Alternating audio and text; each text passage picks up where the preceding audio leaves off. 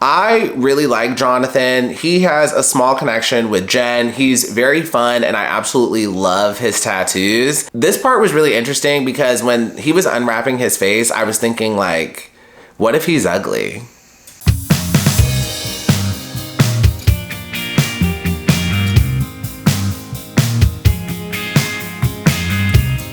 Hello everyone, welcome back, welcome back. Did you miss me? My name is Demetri and welcome back to DemetriTube. It has been quite the break, but I'm back and I'm ready to talk about a brand new season of The Bachelorette. So as always, if you're enjoying my videos, please go ahead and pound that like button, pound that subscribe button, and ring that notification bell, and let's dive in. And just a couple things before we get started. First, I'm sure y'all are wondering, but yes, my dog is still here. Hold on, let me show her. Rosé, say hi to the camera.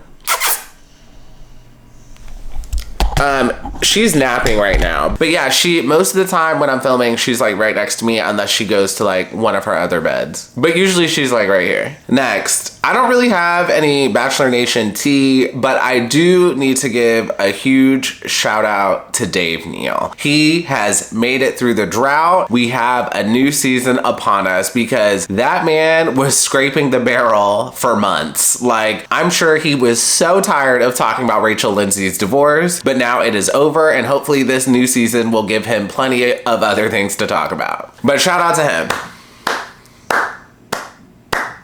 And last thing before we get started, so I actually just got a book. It came in the mail today. It's this one, if you could see it. It's called Here for the Wrong Reasons, a novel by Annabelle Paulson and Lydia Wang. Story time. So I was on my way home from the gym one day and I was riding the bus and there was a group of like 3 girls and one of them was holding this book and they were like gagging over this book and talking about it. And then I saw the cover and I was like, Here for the Wrong Reasons. I was like, is this a Bachelor book? So when they got home, I Googled this book and basically it's like The Bachelor. They call the show Hopelessly Devoted, but basically 2 women go on this show and apparently they fall in love with each other and it becomes like a lesbian romance in between like the show. And apparently this book got really good reviews, so I'm gonna read it. And I will say, normally I don't read lesbian literature, but this book got very good reviews, so I'm gonna try it out.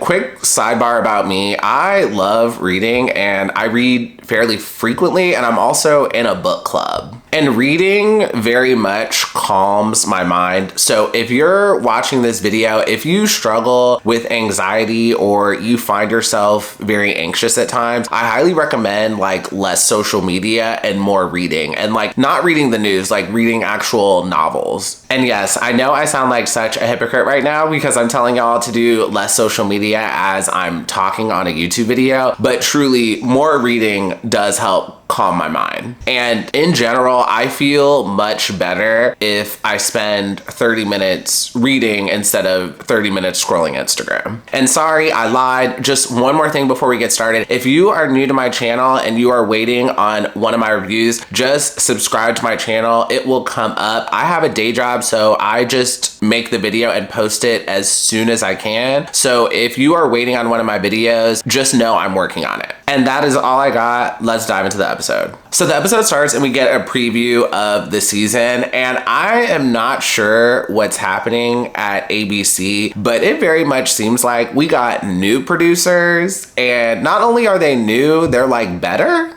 Or they've been improving. So far with Joey's season and now this season, it seems like we're going in a new creative and artistic direction, and I'm really liking it. It's better than what we had before that. In this preview, they're giving us all the dramatics. They're letting us know it's gonna be the most dramatic season ever, but it's not as campy as how it had been in like previous seasons, if that makes sense. Next, in the intro, we get some footage of Jenn having a family dinner with like her mom and her brothers and sisters, I think. And y'all, I would love to eat some of Jenn's mom's food. It looked so good. I absolutely love Asian food. Chinese, sushi, Vietnamese, Thai, Korean barbecue, Indian food. I love it all. And if I dated someone who was Asian and they or their parents knew how to make like super good Asian food, I would be in heaven personally. After that, we get some footage of Jenn in Boston, and I guess she's showing like the hospital she worked at, or maybe it's the school or both. And like, I have questions. So apparently she's in PA school, but I'm like very confused. PA school is only like 2 years. So did she go for a year and now she's taking a break?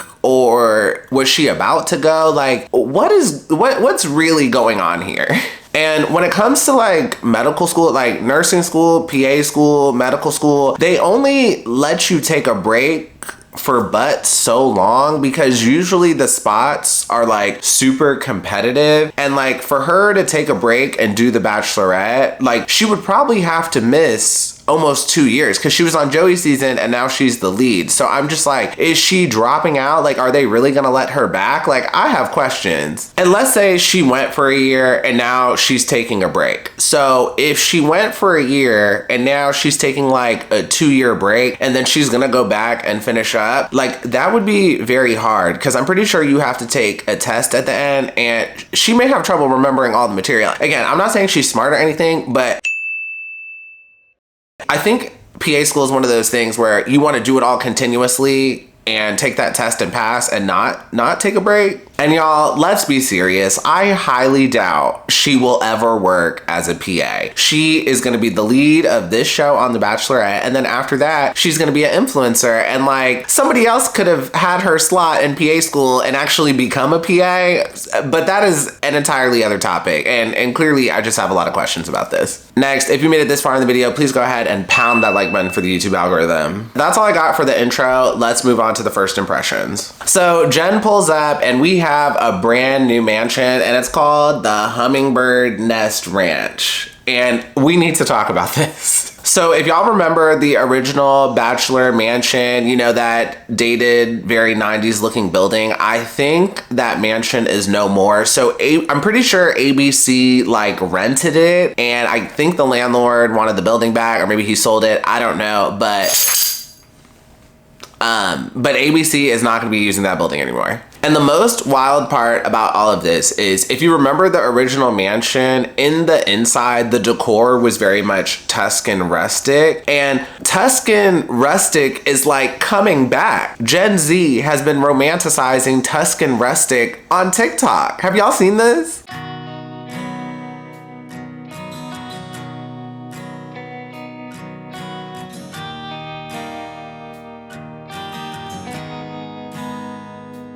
And don't get me wrong, I don't think Tuscan rustic is gonna make a huge comeback or anything. It's just really funny how Gen Z is just now discovering this. And personally, I prefer the Tuscan rustic over the gray and beige minimalist style we've been seeing from influencers nonstop for years now. But anywho, I digress. Hummingbird Nest Ranch is not gonna be the new mansion. So it's an event venue, mostly weddings. And y'all, that event venue is so expensive. Like, the minimum you're expected to spend is around $70,000, and you're expected to have like 200 or more people. Don't get me wrong, the venue is nice and it's very pretty, but at that point, just go get married in Utah or Arizona or something. Watch Love is Blind. Love is Blind finds really good venues that are like 30% of the price of this one. And then moving into the first impressions, we get an outfit from Jenn. So when it comes to her dress, I don't love her dress. Like, she looks good and the dress is cute, but I just was expecting more sparkle, more razzle dazzle. Like, I don't really love this dress. And as always, when it comes to the first impressions, I'm not going to talk about everyone. I'm just going to talk about the ones that I found interesting.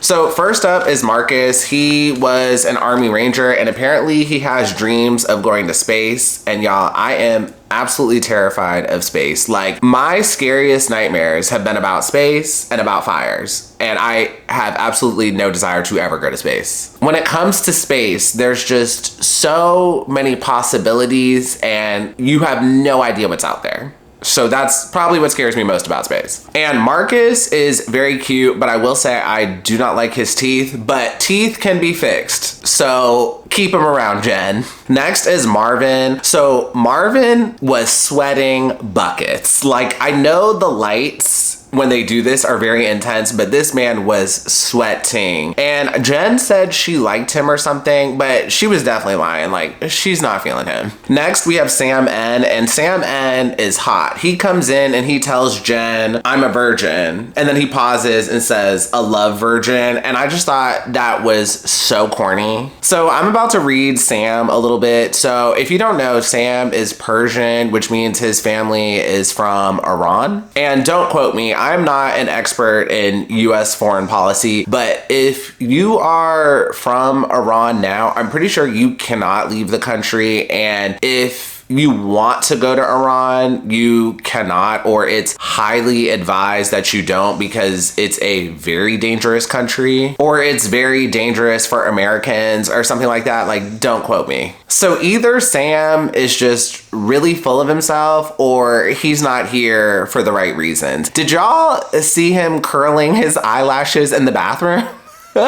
So the reason I brought up the fact that he's Persian is just he is so stereotypical California Persian to me. And if you know, you know, but in Persian culture, boys are very much praised. And it's not like women in the culture are devalued. It's just more so boys tend to be praised a little more. If you've heard of Dudul Tala, you know what I'm talking about. And because of that, I think Sam N is a little full of himself. Either that or he's not here for the right reasons. I'm not sure, but as we watch the season, I'm sure we'll find out. And quick sidebar before I move on to the next guy. What do y'all think of the guys this season? Let me know below in the comments. I think ABC did a really good job, and this is a great mix of guys this season, and a lot of them are very hot. Like, honestly, I don't think we've had a group of guys on The Bachelorette this good since like Hannah B's season. And second thing I want to say about the guys, they are covered in tattoos this season. Like, covered. Most of the guys who I think are going to be in the top, like, have tattoos, and just the amount of tattoos I saw in this episode, like, it's clear the demographic of this show is changing a bit. Normally on this show, the guys are very clean cut, but I think we're possibly going away from that. And like, it's one thing to have a small tattoo on like your ankle or something, but a lot of these guys have like sleeves, full sleeves, chest tats, or like very large tattoos. Next is Grant. He did the beatbox intro, and normally I would not like this type of thing, but he was so confident and he did it very well. And another bonus point, both him and Jen are from New Jersey. Next is Sam N. So Sam goes up to Jen and tells him a story about them 50 years from now, and he's making breakfast and he's gonna pull out shots because it's shot o'clock. And I thought this was very lame, but he was able to push through because he's very hot. And immediately after, Jen has a confessional and she says she's always wanted to date a cowboy. And y'all, I rolled my eyes so hard. Being a cowboy is not the same as being Southern. I'm pretty sure Sam M is just Southern. Like, he's from South Carolina, and yeah, he's a contractor, but I don't think he's a cowboy. Cowboys tend to be like more Texas, Midwest, or like Montana, Idaho type of thing. And like, I'm sure there are cowboys in South Carolina, but I don't think there's that many. Cowboy is more so like you ride a horse, or you raise cattle, or you work on a farm, or you lasso or something. And overall, I think Jen is very much getting Southern and cowboy confused. Next is Thomas N. He says he gives Jen a bracelet and he says, before I put a ring on it, let me put a bracelet on it. And I thought that was cute. Next is Brendan. He's the one who ate the hot peppers. That was just weird. And then after that, we got a montage of like people giving her shots or doing something in reference to like shot o'clock. And yeah, this woman is like 5'2" and 110 pounds soaking wet. She cannot be taking shots all night. Next is Spencer. He is very hot, and for his job, he's a pet portrait entrepreneur. I thought that was interesting. After that, we had Thomas A, and he brought up the adorable puppies. Next, if you made it this far in the video, please go ahead and pound that like button for the YouTube algorithm. Next is Jonathan. He came out on the stretcher and had his face covered up, and he was not wearing any panties, so he was showing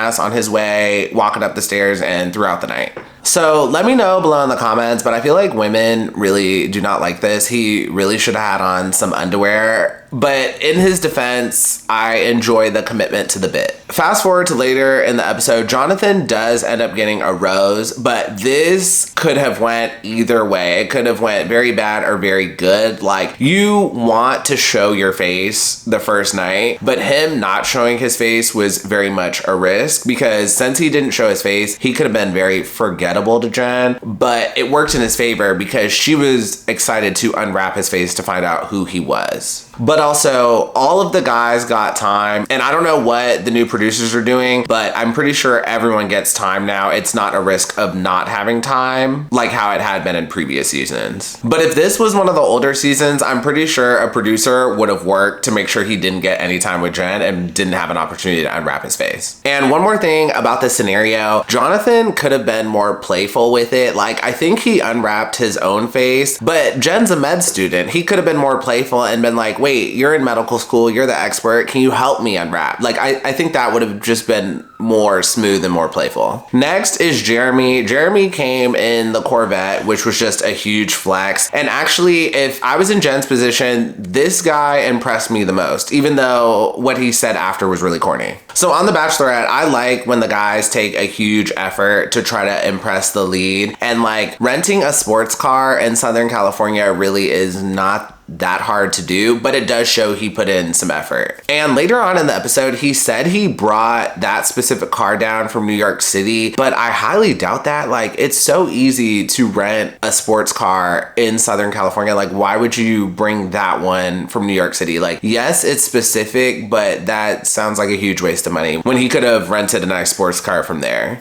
And quick sidebar, on social media, Jeremy seems really fun to me. Like, he's New York and he doesn't take himself too seriously. He posted this photo and the background music was the Kendrick Lamar, They Not Like Us, and I gagged so hard when I saw it. Next is Dylan. He was one of the medical students as well. He is 24 and super adorable, but I will say I do not see Jen dating someone younger. And yes, they only have 2 years difference, but at the moment, I'm just not seeing her dating someone younger. Next is John. So John brought out a stool and Jen stepped up on it. He said he would put her on a pedestal and always treat her like a queen or something. This was like super lame to me. After that, we have Hakeem. He came out in all of the balloons and then told Jen he was floating on cloud 9. I absolutely love this intro. It was very creative, very Disney movie vibes. And lastly, we have Dakota, and y'all, Dakota's ears were killing me. Like, he has those huge ears that just stick out. Like,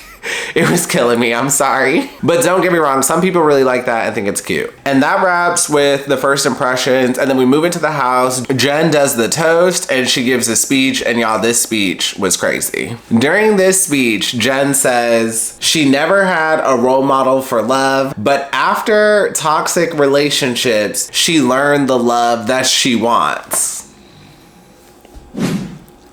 Yeah, that's a red flag. I'll say it. That is very much a red flag. After that, we move on to some one-on-ones, and there's a few things I do want to talk about. Also, the guys play a game of truth or dare, and they roll this like large dice, and this looked really fun. Again, I am all for giving the men activities on The Bachelorette. Like, sometimes they just don't have enough to do, and I think ABC finally listened to my complaints, and now they're giving the guys more to do. The first one-on-one I want to talk about is with Sam M. I saw like zero connection, and she looked almost bored or distracted. And don't get me wrong, both Sam M and Jen are very hot, but I just was not seeing the chemistry between the two. And then later on in the episode, I was completely gagged when he got the first impression rose. This episode of The Bachelorette really kept me guessing because I had no idea who she was gonna give the first impression rose, but I was very shocked she gave it to Sam M because I just was not seeing a lot of chemistry. Also, their conversation was kind of clunky. But my theory is she just thinks he's very hot, and I think she just wants to sleep with him because, like she said,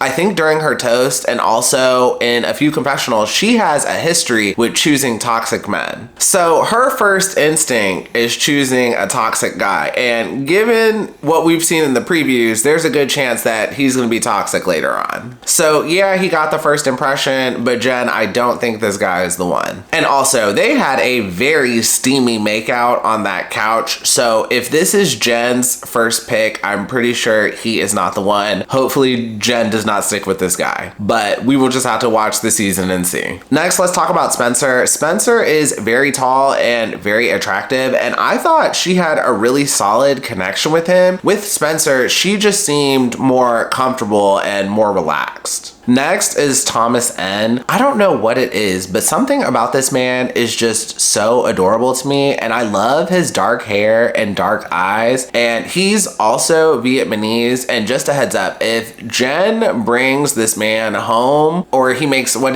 he has to make, what, top 2 or top 3, Jen's mom will absolutely gag if she brings this man home. He's Vietnamese, his last name is Nguyen, and I think he works in finance. He's also attractive. Again, if Jen brings this man home, I'm pretty sure her mom will gag. Both Thomas N and Jen connect on being Vietnamese. I'm pretty sure both of their parents immigrated to the States from Vietnam. And during this part, Jen mentions that her mom dropped out of med school so she could bring her family to the US, and like how that was a huge sacrifice. And I think this is so funny because Jen dropped out of med school to become a reality star. Like mother, like daughter.